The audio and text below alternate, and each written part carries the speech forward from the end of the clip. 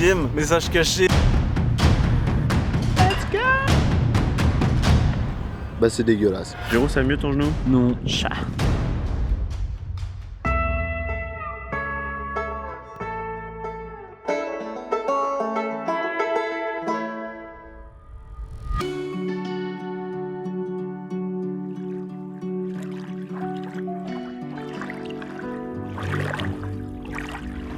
J'ai paqué les affaires et on va bientôt être parti pour aller dans la ville surprise. Et déjà là, de se lever avec petit lever de soleil au loin, avec aussi genre les petites vagues sur le lac.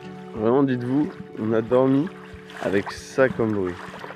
C'était vraiment bien. Et du coup là, on va partir pour 80 km avec beaucoup de D+. On est allé pomper l'eau de la rivière avec la pompe filtrante parce qu'on n'avait plus trop d'eau. Et là, on a fait le plein. On va être parti. Go!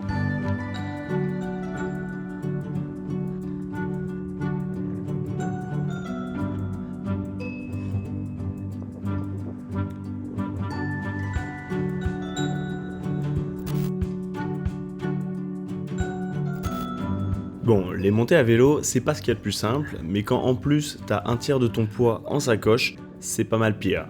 Là, on commence à se taper des montées de plus en plus rudes, on est un peu à bout de notre vie, perso j'ai plus de jambes, on en a marre, et on finit en beauté sur une ancienne voie romaine super pentue, donc on se retrouve obligé de pousser les vélos, c'est un pur plaisir. Maps en Italie, c'est ultra ghetto. Ils font passer par des chemins qui sont pas praticables.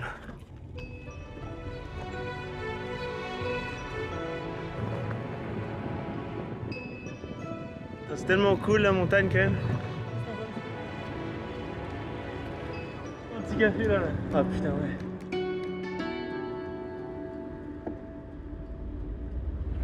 Toujours une galère les créneaux.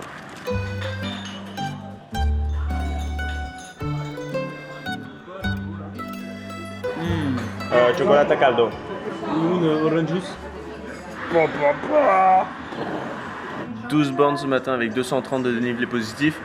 Vous dites ça fait une petite matinée. Il est 10h du mat quand même. On a bien enchaîné pour une On a dû matinée. pas mal pousser. Ouais, en fait on s'est retrouvé sur ce qui était anciennement je pense une voie romaine, mais du coup qui n'a pas été entretenue pendant 2000 ans. Du coup c'était juste genre comme une coulée de gros cailloux, c'était impossible de pédaler. Et c'était impossible aussi de pousser le vélo, c'était insupportable. Un enfant de 5 ans à pied, il nous aurait tracé. Mais on est enfin arrivé, là on est sur un plateau et tout est trop bien. C'est un peu genre Disneyland, genre les villages sont hyper mignons. Il y a des cyclistes, il y a des chasseurs, il y a des vieux avec des cigares en terrasse et tout, c'est grave cool. Leur chocolat chaud, en fait ils ont pris de la crème, genre de la glace ou je sais pas quoi, et ils ont fait chauffer. C'est une texture de crème, c'est ultra bourra. J'ai une dernière. Aujourd'hui on a pris ce midi des pizzas pour changer un peu. Et aussi des petits pancakes, parce que le père de Géraud est apiculteur. Et du coup Géraud a pris du pur miel authentique. On va se faire des pancakes au miel de Béjarry. Merci papa de Géraud, tu régales. Du coup mec, je freine. Là j'étais à fond et genre j'étais en mode putain mais impossible de s'arrêter tu vois. Faut qu'on freine le sac hein. Limite genre ce midi frère, ça se retire une roue. On regarde un peu les plaquettes. En fait, ce que Géraud est en train de m'expliquer, c'est qu'il ne peut plus freiner. Quand il freine, ça ne ralentit pas. Donc on se dit qu'on va régler le problème ce midi. Et spoiler, au final, on a totalement zappé. Et on ne sait pas encore, mais dans quelques jours, on va bien regretter de ne pas s'être occupé de ce problème technique.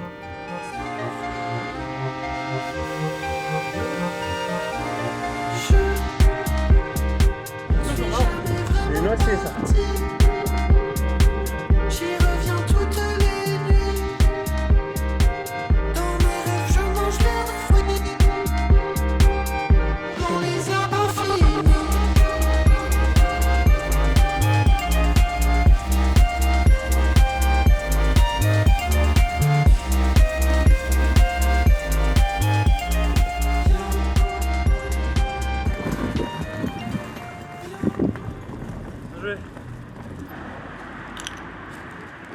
Pardon, on s'est bouffé beaucoup de côtes, on est un peu crevé et là du coup on est dans une ville qui s'appelle Viterbe. Et donc dans Viterbe il y a un magnifique château, mais déjà pause déj. Le mec il aura une série. Le mec qui conduit un train, il se fait un Netflix and chill. Aucune concession. Les bonnes pizzas. Refais.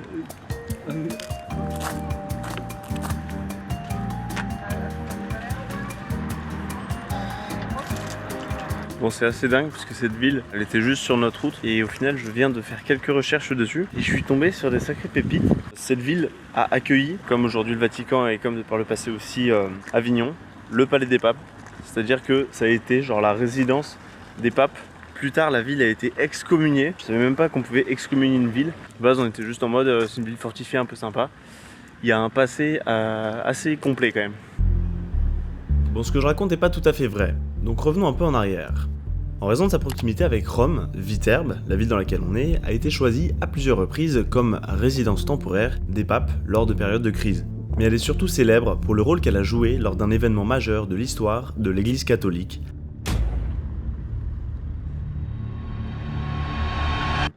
Alors déjà, un conclave, qu'est-ce que c'est ? Quand le pape décède ou démissionne, débute ce qu'on appelle la vacance du Saint-Siège, c'est-à-dire que la place du pape est vacante. Donc tous les cardinaux du monde âgés de moins de 80 ans sont invités à Rome pour participer à la désignation du nouveau pape. C'est ce qu'on appelle un conclave justement. Traditionnellement, ils se réunissent dans la chapelle Sixtine et ils sont enfermés jusqu'à ce qu'ils aient choisi un nouveau pape. Mais cet isolement strict des cardinaux lors du conclave n'a pas toujours existé, et en fait c'est justement Viterbe qui est responsable de son existence. Tout commence en 1268, après la mort du pape Clément IV. Un conclave débute à Viterbe et il a duré pendant plus de 2 ans. La raison ? Les cardinaux n'arrivaient pas à se mettre d'accord face à une pression croissante de la ville et de l'opinion publique. La ville a pris des mesures extrêmes pour forcer une décision. Les cardinaux ont été enfermés dans le Palazzo dei Papi, donc le palais des papes.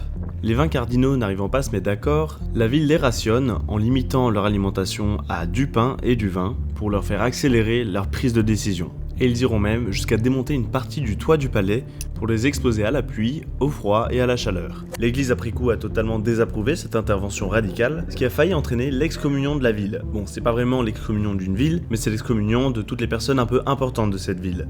Les cardinaux ont finalement élu Grégoire X, 2 ans et 9 mois après la mort de son prédécesseur. Cet événement a conduit à des réformes du conclave, rendant obligatoire l'isolement des cardinaux lors des élections papales. J'espère que ce petit point historique vous aura plu, je vais l'arrêter là car on arrive à un endroit de zinzin. On est arrivé au lieu de la surprise dont je vous parle depuis 2 jours. J'espère que vous allez kiffer. Mesdames et messieurs, je vous présente Civita di Bagnoregio.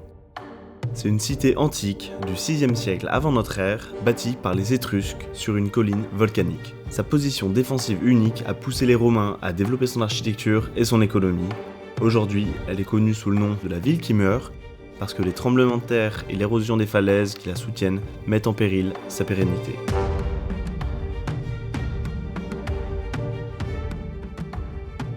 Avec moins de 20 habitants, elle est accessible seulement par un pont en béton. Et c'est pourtant pas une ville italienne si connue que ça, mais c'est probablement une des choses les plus belles que Géraud et moi avons pu voir pendant ce voyage. C'est comme très très beau, tu vois vraiment les strates sur la montagne. Et le truc est pas du tout connu. Et donc là, on va commencer à chercher un endroit pour dormir, parce qu'il faut qu'on soit en forme demain pour chercher la 3e feuille qui nous mènera à l'Interrotta. Et cette 3e feuille se trouve à Oviedo, qui est à 20 km au nord de la citadelle à côté de laquelle nous sommes. Donc on va aller tranquillement déjà remonter la maxi pente, puisqu'on a descendu facile 100 mètres en grosse descente pour arriver justement ici. Donc on va remonter à vélo, probablement à côté du vélo. Et ensuite on va aller chercher un endroit pour dormir, pour demain être en pleine forme pour Oviedo. Ce soir ça part sur quoi, Géraud ? Pasta, hein. Pasta pesto, pesto pasta. Ça fait longtemps là. Ah ouais, donc on va bien se régaler. Ah mec, je vais quémander un sushi à volonté à mes parents pour mon retour. Ah, tellement.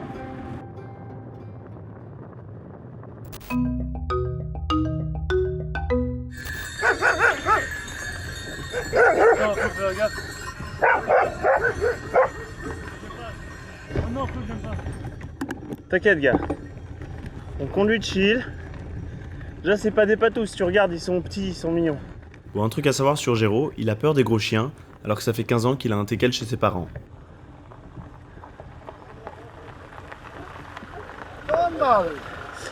Facciamo Bari Milano. E dove andare adesso? Andiamo a Oviedo e cerchiamo una piccola piazza per dormire. Se hai un po' di erba. I cani, ci avete paura? Se i cani sono gentili non ho un problema. Oggi a Orvieto devi andare? andiamo nella direzione da Firenze, ma la nostra giornata è finita. Finita Sì. oggi. 10 minuti? Avete la tenda come? Sì, Volete un posto per dormire allora? exactement. Hanno la nostra tente. C'est incroyable, du coup le mec nous montre un endroit où dormir. Quand juste avant je lui ai dit pour le rassurer que c'était pas des patous, je vous explique. 2 semaines plus tôt, avec Géraud on est chef scout et avec nos jeunes, big up à vous si vous regardez, on a fait 5 jours d'itinérance dans le Vercors avec un guide. Il nous a expliqué que les bergers en montagne travaillent avec des patous, une race de chiens imposante, persuadés d'appartenir au troupeau qu'ils gardent. Ils peuvent se montrer agressifs s'ils vous considèrent comme une menace. En France par exemple, il y a plus d'attaques sur des humains de la part de patous que de loups. Donc en haute montagne, si un chien va vous voir, restez calme et essayez pas de le caresser. Géraud. Floriano. Paolo? Ma di dove siete? Siamo francesi. Ah, francese. Sì. C'è un amico che è nato in Francia a Briançon. Ah, Briançon. Siamo scout? Ah, siete scout? Sì, facciamo un campo a Briançon. A Briançon. Per lavorare sulla fortaleza. Voi dovete andare a Orvieto domani, no? Sì. C'è una strada bianca a sinistra Ok, e andate avanti, c'è Porano Orvieto, è vicinissimo. ok. Poi se volete stare qui, state qui quanto vi pare. Sì, andiamo per dormire qui. Dormite qui. Sì. Vabbè, qui penso non vi rompe le scatole nessuno. Ciao, Mauro. Mauro. Grazie mille. Mauro Corrias. Ok, Mauro Ruizies.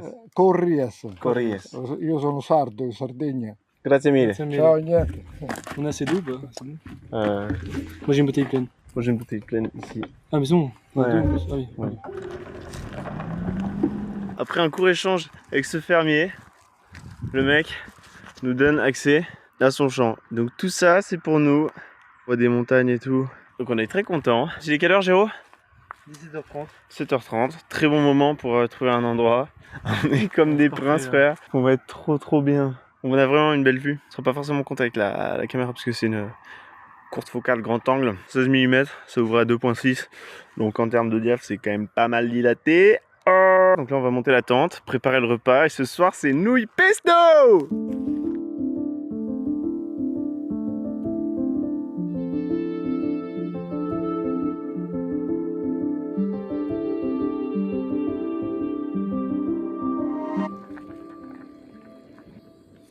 On a le choix. Maquet. En vrai, on est vraiment trop bien. On a un petit coucher de soleil. En fait, c'est dingue parce que, je sais pas si vous vous rappelez, mais dans le 4e épisode, il me semble, j'explique que je suis au bout, que je me demande vraiment si, juste si on va tenir plus d'une semaine.